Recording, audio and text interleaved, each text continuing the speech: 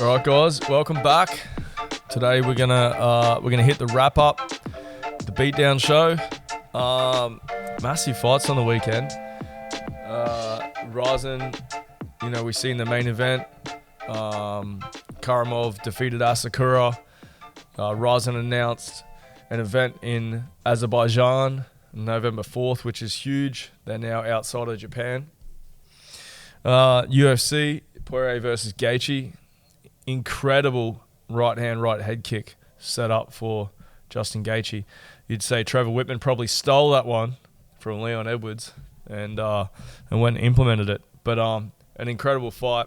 We got plenty to wrap up from both those events. So I'm just gonna crack on.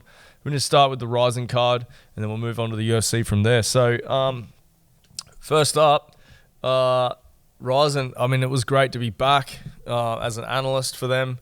They had an incredible card, Bellator Rizin cross promotion. It doesn't get any better. Cross promoting fights, in my opinion, we see it all the time where people are bidding in boxing for the big fights. I think that's a promoter's job, but in MMA we're a little bit behind the times, and each promotion is its own business. So, it's unreal to see the best of the best face each other. It'd be nice one day if the UFC was to do the same. They did back in the day with Pride, but now they are the premier organization in the world. And as such, they don't need to do that. But it's awesome to see the cross-promotion happening. It's been multiple times now.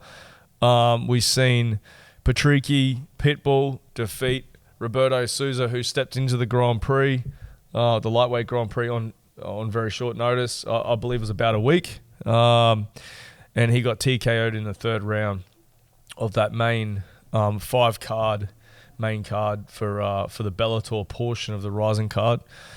He keeps the Rizin belt, but he is coming off a loss. So it'll be interesting to see what is next for Roberto Souza. But Patricky moves on. So then we move on to the Rizin portion of the card. Incredible fights. We've seen Igor Tanabe. He went to 3-0 by submission, heel hook. Submitted the UFC veteran Daichi Abe, who moved up to middleweight, which was interesting. He's fought at lightweight, welterweight, and middleweight now. So it's always interesting to see how someone's going to perform there. He kept his distance well at the start. He looked great on the feet. He was landing some super clean shots. And then, as expected, the Brazilian got the fight to the mat. He cinched up the heel hook, inverted heel hook. And, afterwards we were really hoping that Abe was okay. He didn't leave the ring in the best shape, but, hopefully he's all right. But just goes to show the threat of a really good single discipline sort of background if you fall into their traps. But the Brazilian moves to 3-0 at middleweight. And of course, Taufik Masaev, I mean, the guy's a weapon. I know this myself.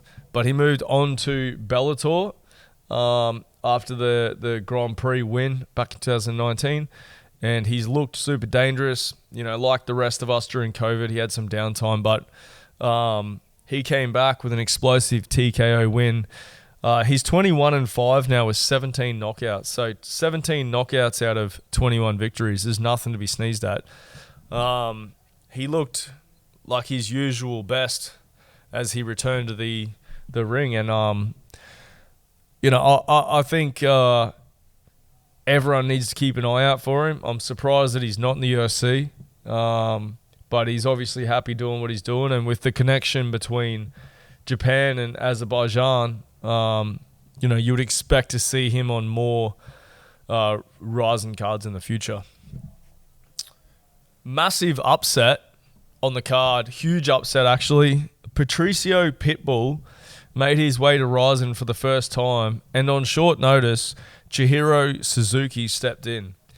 Arguably one of the best featherweights in the world. We will not say the greatest because obviously Alex Volkanovski is the GOAT. But arguably one of the best featherweights in the world. He's got a list as long as you could think of Bellator accomplishments, including the lightweight and featherweight championship at some point. And Chihiro Suzuki went out, and there was no feeling out process. He went hard from the start. He's long, rangy, and it was short notice. So Patricio, to his credit, was fighting up at lightweight after only, 5 or 6 weeks ago he was down facing Sergio Pettis at bantamweight. So incredible in itself. Probably didn't really need to do it, but I'm guessing he was already in Japan, and he made that decision. He was caught with a left hook, which went over the gloves, caught the top of the head, wobbled him, and Suzuki smelt blood in the water, and he got the upset. And it was a massive knockout. It was super impressive, and I would expect that potentially in the future we'll see that fight happen again, maybe. We move on to Seika Izawa versus Claire Lopez. Now Lopez, I mentioned her in the breakdown show. Got a beautiful knee bar against Renner in the last card, and her debut in Rizin. And she was facing, the submission specialist in Izawa. She was 10-0, and she made light work of it. Took her down right from the start, wrapped her up, and got it done. And at 49 kilos, at atom weight, I don't really know what's next for someone that's 11-0 with six stoppages. So 5 submissions, 1 knockout, and she's just she's beaten everyone that Rizin's put in her way, and me and my Coe, Joe Ferraro, we're not actually sure what's next for her, so it'll be interesting to see what Rizin does. But she is 11-0, and I do wonder whether or not she could potentially fight at strawweight, because I think there's some really interesting matchups there. Juan Archuleta, again, a little short notice here, but Hiramasa Ugikubo, he stepped in on 2 weeks' notice to replace the injured Kai Sakura, and we've seen an all-wrestling affair between these two guys. They kind of cancelled each other out. There was a couple of takedowns. There was a few exchanges on the feet, but really wrestling was the tale right there. It's these guys engaged in the clinch, countered each other's wrestling and takedowns, and the fight pretty much played out on the feet for the most part. And Archuleta was able to capture the Rizin title. So big win for him to move across as the former Bellator bantamweight champ and now be the bantamweight champ in Rizin. So it'll be good to see what's next for him. I'd love to see him versus Kyoji Horiguchi, but I know Horiguchi is in the flyweight Grand Prix. So we move on to the main event, and I would like to think from a numbers point of view this is potentially an upset, but I didn't really see it like that. Vugar Karamov from Azerbaijan and the teammate of Tofik Masayev, he faced off for the title against Mikuru Asakura. Asakura, massive following, huge following actually, mainstay in Rizin, big name, unpredictable striking, has kind of been known in the past to be susceptible to, takedowns and submissions, and striking really is his strength. And Karamov, once he got hold of him, really showed that. He finished the fight with a rear naked choke under 2 minutes in the first round. Basically, once they started exchanging and he got hold of him, dragged him to the mat. Asakura did a great job of getting back to his feet. Didn't really respect the arm around the neck as much as he should have, but showed signs of defense by trying to square up to the ropes. And ultimately, these guys from Azerbaijan, I mean, they're wrestling and just a lifetime of grip strength. He showed the strength that he had. No hooks, half standing, rear naked choke. The squeeze was incredible, and ultimately Karamov captured the title. And secured victory there by submission in the first round. So that was an impressive win. With a 5-1 Rizin record, it's definitely not an upset. He earned his way into that title shot. And yeah, I'm interested to see what's next for him, but I would expect that we'd see a title defense. I'm guessing here on November 4 as Rizin head to Azerbaijan. So massive announcements there. I love what Rizin do with their events. The theatrics, the show, the fireworks, the walkouts, everything's incredible to watch. And it's like watching a full theater type setup. So very exciting show, that one. And they'll be back on September 24, October 1st and November 4th this year, along with the popular New Year's Eve card. So lots of big stuff coming up for them guys. We'll move on to the UFC card. There's a few things to talk about. We could discuss the Wonderboy Thompson fight. We'll just open it up here. Pereira missing weight, come in 3 pounds over, 174. So it's missing weight's one of those things. I think it's always a heavily spoken about topic. My opinion on missing weight is if you agree to a fight and you agree to a weight, then you make that weight. I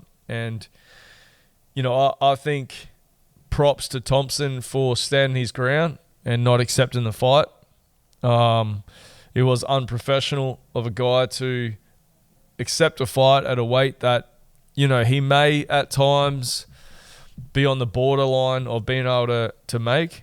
And that's just ultimately a risk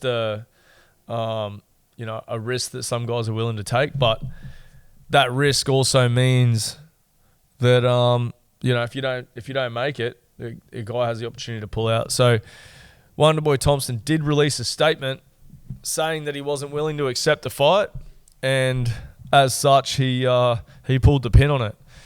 Props to him. I love it.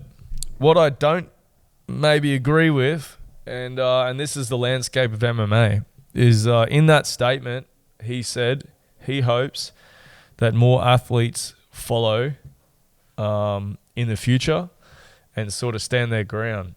Now that's an awesome idea in theory, but let's not forget Stephen Wonderboy Thompson is ranked in the top 10, and as such he has some power that other athletes do not. We're in a sport where sometimes the athlete doesn't hold the power that they should, and it's very easy to get shelved. It's unspoken of, and no one would ever admit it, but you'll either get offered a fight that's maybe not in your best interest, or it'll take you 10 to 12 months to get offered your next fight. And so that's ultimately the position you put yourself in. So you either accept the fight and do what's right. I've been in this position. I did the same thing. Was offered my show money to not fight if I chose to do that. However, I was I'm a fighter mentality. I'm going to take it. So, there's definitely something to gain if every fighter was to do that. Some cards have 3 or 4 fighters that miss weight. A card of UFC caliber where 3 or 4 fighters decide to not accept fights would have a massive impact. But I just don't think that all athletes have the same kind of power or the same position as Stephen Thompson. But again, props to him. I think it's wonderful. I think it's awesome that he stood his ground.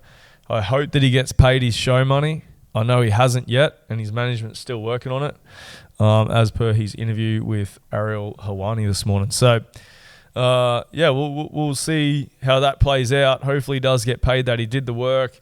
He did the camp.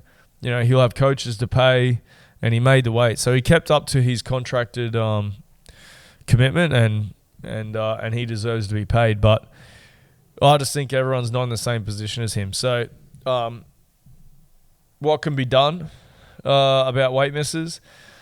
Look, I can't speak for the rest of the world, but I know in Australia, if you miss weight at amateur, you start the fight a point down.